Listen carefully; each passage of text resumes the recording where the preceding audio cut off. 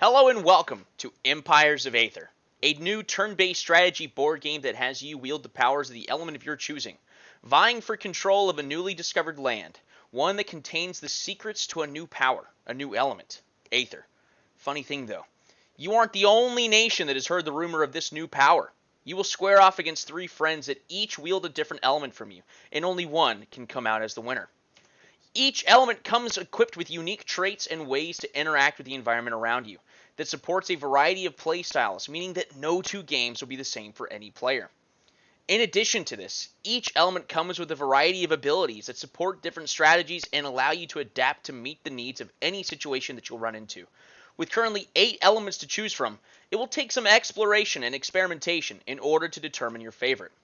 Let's take a look at the board. Here's my very first design for it way back in March when I began this project. The players will begin with the corners, and we have our generic environment tiles scattered throughout the field of play except for 5 key spots on the board, reserved for our unique landmark and boss tiles. These environment tiles are part of a larger deck, shuffled and randomly placed so that no two boards are the same in between games. The environment tiles work the way that many other games do. They drive the economy of the game, as well as giving you positional standing on the board. However, the diverse array of landmark tiles that can present themselves can shake up any game, giving a player access to powerful bonuses and effects. The market tile is present at the very center of the board each game for the first 10 turns, before it becomes the very powerful Aether tile, the central theme of the game, allowing you to surrender your element and its bonuses in return for a new way of life, the new power discovered in this land, Aether. Then we have the boss tiles, which partly serve as natural barriers between players on the shorter sides of the board, as you cannot enter the tiles without engaging in combat with the creatures that lie in wait.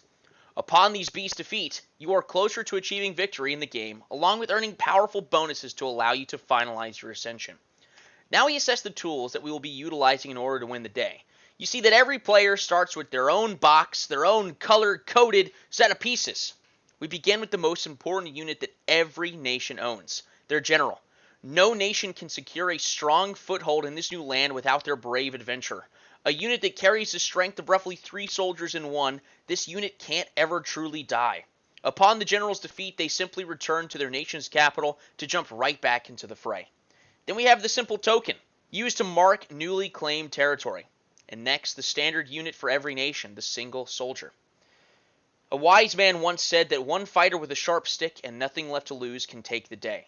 However, you'll find that things go much easier if you can amass numbers.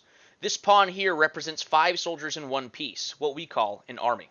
Next, the different structures that you can place on the tiles that you acquire throughout the game. First, the resource building. Placing this upon an owned tile will double the output of one of the resources that your tile is earning for you. The barracks, the structure that allows you to compose your military. In the vast majority of cases, you will only be able to have a resource building or a barracks on one of your own tiles, forcing you to make some difficult decisions. However, on almost every tile that you can own, you can help stand your ground by constructing up to 2 defensive fortifications, helping to thwart enemy incursions. So how is it played? Let's dive into a turn taken by a player. We begin by drawing from the advantage deck, where we will find 2 different types of cards, announced and advantage. Announced cards have their effects carried out immediately, whereas advantage cards can be saved for the opportune moment, some of which can even be used in combat, denoted with this letter C here. You can now carry the following actions out in any order. All of your own units can traditionally move one tile. You may purchase a tile that currently has a unit on it. You may build a structure on a tile that you own. You can purchase up to 3 soldiers from each of your barracks per turn. You can activate your advantage cards or your elemental abilities. The economy of the game runs on 2 resources, food and building materials. These resources are used to purchase land, soldiers, and structures. Managing an economy that can sustain your structures and army is the most important thing required in order to have a chance of winning the game. The final stage of a player's turn is battling, should you want to. Moving a unit into another player's tile is considered an attack, where the element's traits and bonuses all come into effect. The attacking player can opt to use as many of their advantage cards that are permitted for this event. Then the defending player can elect which of their cards that they will utilize. Each player will have 2 dice rolls, one for their general and one for all of their soldiers present in the battle. The player with the greater combat value after all units and effects are considered wins the battle and occupies the tile in contention.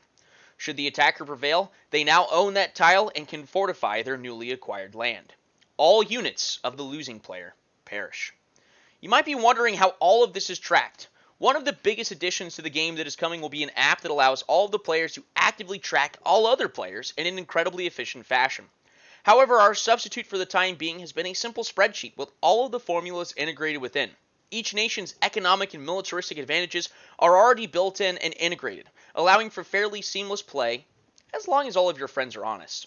Then the final event of the turn is a weather or map condition is triggered, which can have an immediate effect or set the terms for the subsequent turns. How do you win? Simply accomplish two of the items on the list in front of you. These varying win conditions can accommodate all playstyles and keeps almost everyone as a contender throughout the game. All in all, players will find an average game to take between 90 minutes and 2 hours. Although if you've got 4 new players getting together, plan for it to be a longer evening. We are still very early in the process and have a ton of balancing, playtesting, and improvement to go before we become the next game on your shelves. But I'm excited to get more and more people involved and hear all kinds of suggestions. If I piqued your interest at all, and maybe you should continue looking around this website and follow our other social media maybe. Might I recommend getting to know those elements and figuring out which one your favorite is. Or heck, reach out to me on our Discord or our email to let me know your thoughts. Thanks for being among the first to check out Empires of Aether.